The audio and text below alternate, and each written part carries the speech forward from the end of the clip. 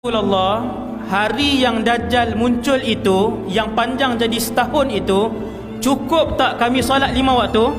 Nabi kata tidak. Hari pertama Dajjal keluar, tidak akan ada setitis pun air untuk diminum.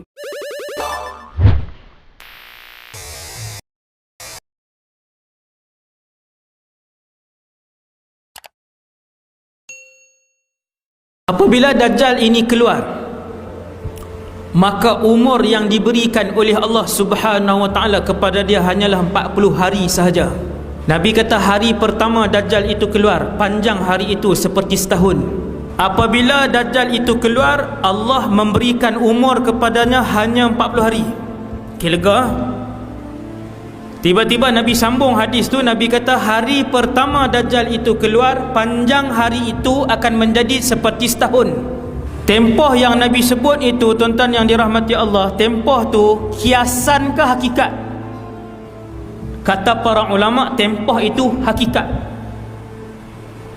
Setahun itu hakikat. 24 jam darab 365. Hari ni satu hari 24 jam.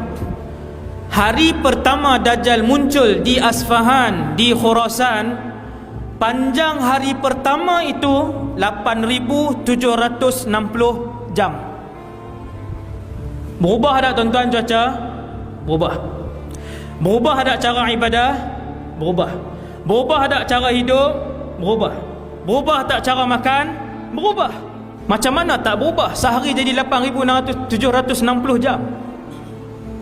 Apa bukti hari pertama kemunculan Dajjal itu panjangnya sama seperti setahun itu hakikat? Buktinya ialah soalan daripada sahabat radhiyallahu anhum. Tuan-tuan tengok, bila Nabi sebut hadis ni, sahabat tanya, ya Rasulullah, hari yang Dajjal muncul sehari bersamaan dengan setahun itu, cukup tak kami solat 5 waktu? Sahabat tanya soalan ni, ya Rasulullah, hari yang Dajjal muncul itu, yang panjang jadi setahun itu, cukup tak kami solat 5 waktu?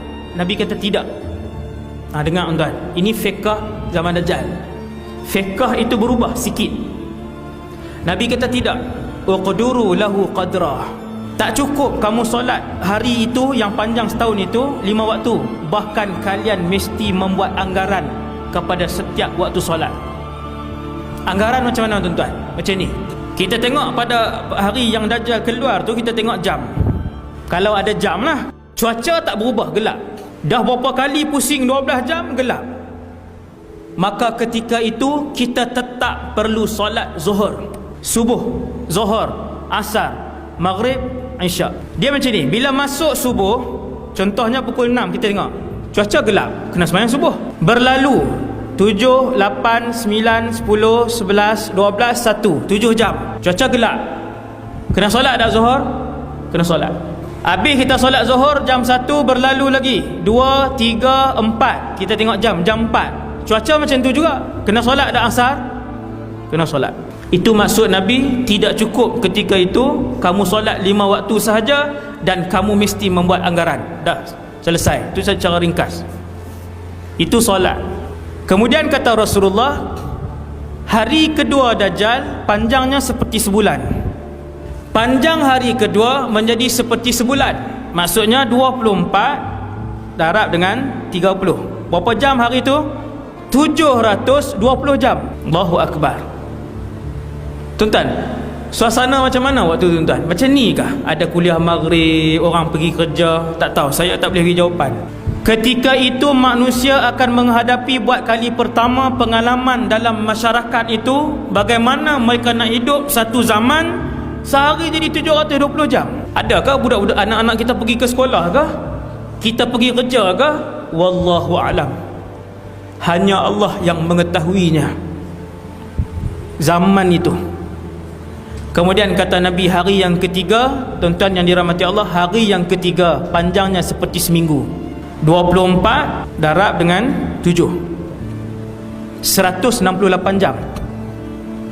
Dan hari yang keempat, kata Nabi SAW, barulah hari itu berjalan seperti hari-hari biasa kalian. Hari keempat Semua sekali tuan-tuan, 365 campur dengan 30 campur dengan 7 hari campur dengan 27, semua sekali lebih kurang 429 hari.